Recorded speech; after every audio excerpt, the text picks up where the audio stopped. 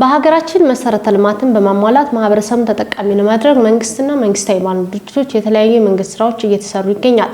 ዛሬ ይዘንላችሁ የቀረብነው በሰሜን ወሎ ዞን ላስታ ወረዳ መንገድ ትራንስፖርትና ሎጂስቲክስ ጽሕፈት ቤት በ5 ዓመት ውስጥ የድልድይና የጥገና ስራ በህብረተሰቡ ተሳትፎ በመንግስትና መንግስታዊ ባልሆኑ ድርጅቶች ስራዎች እየተከናወኑ ስለመሆኑ ልናስቃኛችሁ ወደናል።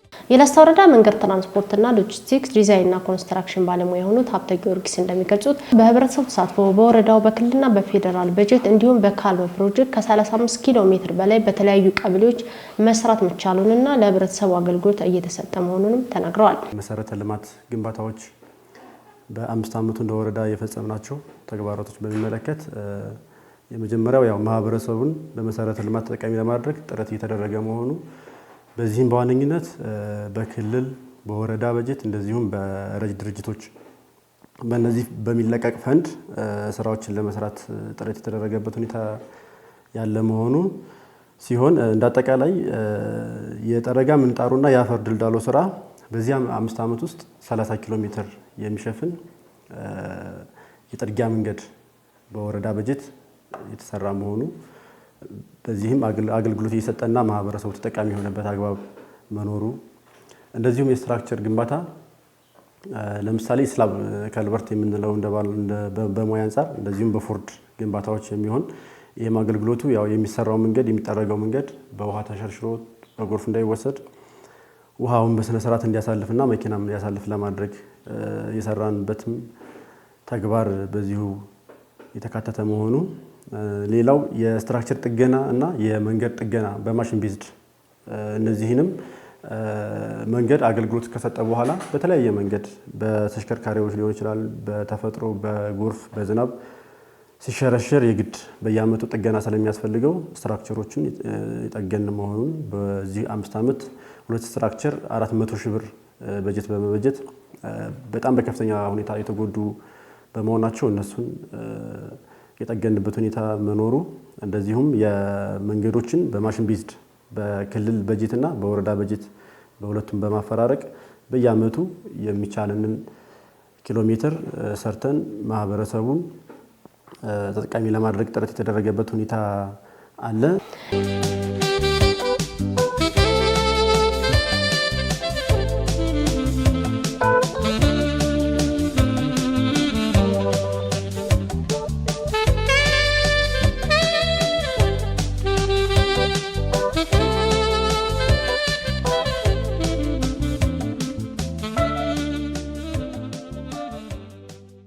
የላስታ ወረዳ መንገድ ትራንስፖርት ሎጂስቲክስ ጽሕፈት ቤት ትራንስፖርት አቅርቦት ስምሪት ቡድን መሪ መልካሙ ሰፊው እንደሚገልጹት በዚህ 5 ዓመት በ3 ቀበሌዎች መናኸሪያ የማስፋፋት ስራ መሰራቱን ገልጸው የሰው ኃይል በማሟላት መናኸሪያዎች ወደ ትራንስፖርት እንዲገቡና ታሪፍን መሰረት አድርጎ ለመስራት ህብረተሰቡን በታሪፉ አገልግሎት እንዲያገኝ የተለያዩ ስራዎች እየተሰሩ ነው ብለዋል። ባለሙያ አክሎም ህብረተሰቡ የተለያዩ አገልግሎት መስጫ ኮሪደር ማስፋፊያ በመስራት በሁሉም መናኸሪያዎች የክትትልና የገንዘብ ድጋፍ ተደርጓል ሲሉ ገልጸው ህግ ጥሰው በሚገኙ ተሽከርካሪዎች ላይም የማስተማርና ህግ የማስከበር ስራ እየተሰራ መሆኑን አያይዘው ገልጸዋል። በዚህ 5 ዓመት ውስጥ እንደ ትራንስፖርት ስምሪት የተከናወኑ ተግባራት የመጀመሪያው ትራንስፖርት በወረዳ ደረጃ በአንድ ባለሙያ ነበር ሲሰራ የነበረው ስራው። ነገር ግን በአደረግናቸው በተደጋጋሚ በዞን ላይ በሚገኙ መድረኮች ባቀረበው ጥያቄ መሰረት የመናኸሪያ የልማትን ጥያቄዎች በየቀበሌው እንዲሁም የሰው ኃይል ተጨማሪ የሰው ኃይል እንዲፈቀድ በመናደርጋቸው ጥያቄዎችና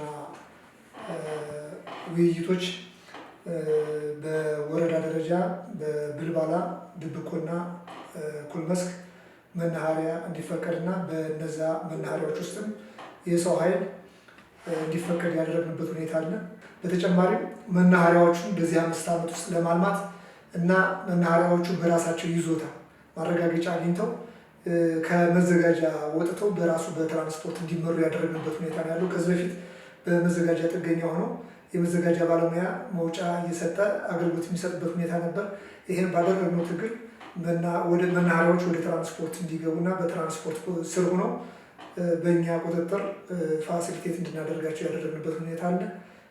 አሁን በተጨባጭ ሁሉም መናኸሪያዎች በራሳቸው ይዞታ ካርታና ፕላን ኖሯቸው በእኛ እያስተዳደርናቸው እንደሆነ መግለጽ እፈልጋለሁ። 5 ዓመት ውስጥ በሁሉም መናኸሪያዎች እያደረግን የነበረው በፕሮግራም የተደገፈ የክትትልና ቁጥጥር ስራ እናደርግ ነበር ከዚህ ከወረዳ ያለን ባለሙያዎች።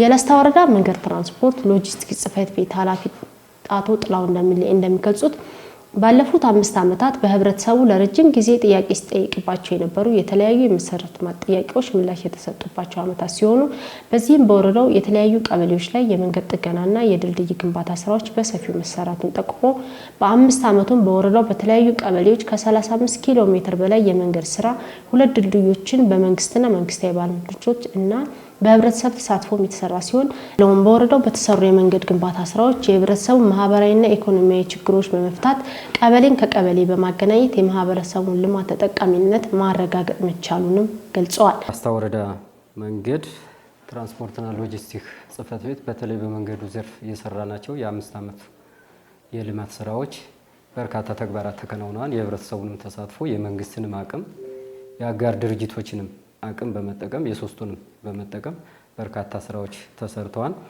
2014 ላይ በወረዳ በጀት 400 ሺህ ብር ይዘን ከናኩተላብ ጠልፈጤት የመንገድ ሩት 2 ኮንክሪት ፎርዶችን ጥገና በማድረግ አገልግሎት እንዲሰጡ ያደረግንበት ሁኔታ ነው ያለው። 2015 ላይ 8 ኪሎ ሜትር ከኩልመስክ ማውሬ ያለውን በወረዳ በጀት በ3.5 ብር ሰርተን ለአገልግሎት ክፍት ያደረግንበት ነው። እዚሁ ላይ በካልም ፕሮጀክት በ800 ሺህ ብር 3 ኮንክሪት ፎርዶችን ተሰርተው መንገዱ ክፍት ሆኖ አገልግሎት እየሰጠ ያለበት ሁኔታ ነው። በዚህም ህብረተሰቡ ተጠቃሚ ሆኗል ማለት ነው።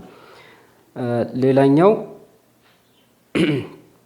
በ2016 በጀት ዓመት በክልል እና ሄልፓቴስ በሚባል ድርጅት አንድ ተንጠልጣይ ድልድይ ተሰርቷል። የተከዜ ተንጠልጣይ ድልድይ የምንለው ከ2016 ጀምሮ አሁን ላይ አገልግሎት እየሰጠ የሚገኝበት ሁኔታ ነው ያለው። ይሄ በመሆኑ ትልቅ የህብረተሰቡን ማህበራዊ ችግር የፈታበት ሁኔታ ነው። በተለይ በዘመድ ሲሞት ክረምት ተማሪዎች መጓጓዝ የማይችሉበት ሁኔታ ነው የነበረው። ይሄ ተንጠልጣይ ድልድይ በመሰራቱ የማህበረሰቡን ተጠቃሚነት ከፍ ያለ አድርጎታል። የልማት ተጠቃሚነቱ ማህበራዊ ችግሩን የፈታበት ሁኔታ ነው ያለው በዚህ ተንጠልጣይ ድልድይ ማለት ነው ይሄ በመሰራቱ። ከዛ ባለፈ በ2017 በጀት ዓመት በርካታ ስራዎችን ሰርተናል። ወደ 21 ሚሊዮን ብር ወጪ የፈጀ አቦ ድልድይ መዳጊ 022 ተሰርቶ ለአገልግሎት ክፍት የሆነበት ነው ያለው። ሌላኛው ከናኩተላብ ጠልፈጤት የመንገድ ሩት ሽነት ውሃ የምትባል 3.1 ሚሊዮን ብር የፈጀች መለስተኛ ድልድይ ወይም ስላብ ከልቨርት ብለን የምንጠራት እሷም ተሰርታ በዚህ በ2017 አገልግሎት የሰጠችበት ሁኔታ ነው። የበርካታ ዓመታት የህዝቡ ጥያቄ የነበረበት የመንገድ ከፈታ ስራ ከሽምሻ ዶሮላባ 10 ኪሎ ሜትር አቅደን ወደ 17 ኪሎ ሜትር የከፈታ ስራ የሰራንበትና መለስተኛ ስራዎች ቢቀሩትም በዛ መንገድ ለህብረተሰቡ ተጠቃሚነት የተሰራበት ሁኔታ ነው ያለው። በመንገድ ስራ አጠቃላይ እነዚህን በመስራታችን ህዝቡ የመንገድ በራሱ የማልማት ፍላጎቱ ከፍተኛ ሆኗል። በራሱ ማለት ነው።